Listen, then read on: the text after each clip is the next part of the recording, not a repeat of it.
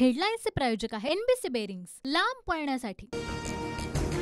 विधानसभेच्या जागा वाटपावरून शिंदे गट आक्रमक। भाजपने विधानसभेत आम्हाला समसमान जागा द्याव्यात, शिवसेना नेते रामदास कदम यांची मागणी। मोदी शहांकडे विधानसभेच्या 100 जागा मागा, 90 आमदार निवडून आणू। मेळाव्यामध्ये रामदास कदमांची मुख्यमंत्री शिंदेंकडे मागणी। विधानसभेच्या जागा वाटपाचा निर्णय महायुतीचे तीनही नेते मिळून घेतील। जागा वाटपाचा अंतिम निर्णय दिल्लीत होईल। रामदास कदमांच्या मागणीवर मंत्री गिरीश महाजन यांचं वक्तव्य।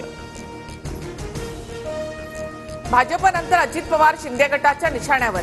अजितदादा उशिरा आले असते तर आम्हाला 9 मंत्रिपदं मिळाली असती, शिवसेना नेते रामदास कदम यांचं वक्तव्य। अजितदादा वेळेत आले म्हणून तुमची लंगोट तरी वाचली, नाहीतर हिमालयात फिरावं लागलं असतं। अमोल मिटकरींचं रामदास कदमांना प्रत्युत्तर। कोण मिटकरी ओळखत नाही, सुनील तटकरे माझ्यामुळे निवडून आले, शिवसेना नेते रामदास कदमांचं वक्तव्य। पंतप्रधान मोदींपेक्षा आमच्या सुप्रियाला जास्त मतं। मोदी 1.5 लाख तर सुप्रिया सुळे 1.5 लाखापेक्षा जास्त मतांनी विजयी। शरद पवारांचा पंतप्रधान नरेंद्र मोदी यांना टोला।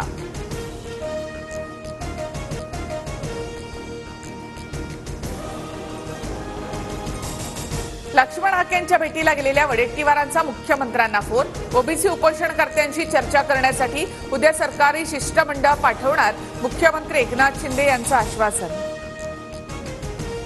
आरक्षणाच्या मुद्द्यावर केंद्र सरकारला बघ्याची भूमिका घेऊन चालणार नाही। मराठा आणि ओबीसी आरक्षणावर केंद्राने अंतिम मार्ग काढणं गरजेचं। आरक्षणाच्या प्रश्नावरून शरद पवारांचा केंद्र सरकारवर निशाणा।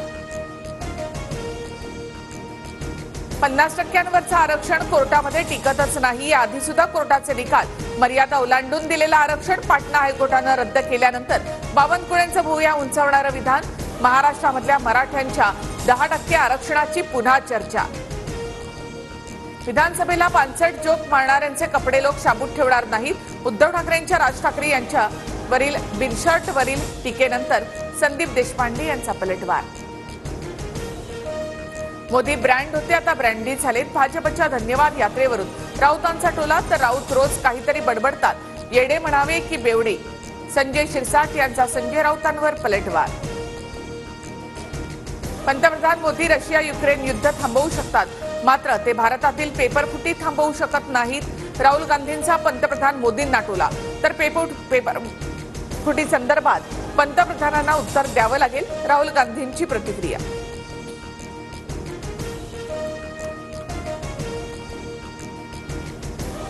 पटना हायकोर्टाचा नितीश कुमार सरकारला दणका। एससी, एसटी आणि ओबीसींना 65% आरक्षण देण्याचा निर्णय रद्द।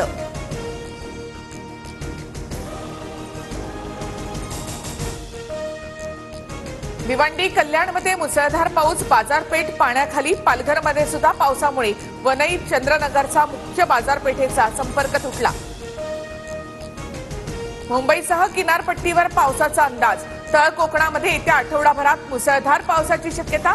रत्नागिरी जिल्ह्यासाठी आज हवामान खात्याचा येलो अलर्ट। हेडलाईन्सचे प्रायोजक आहे एनबीसी बेरिंग्स, लांब पळण्यासाठी।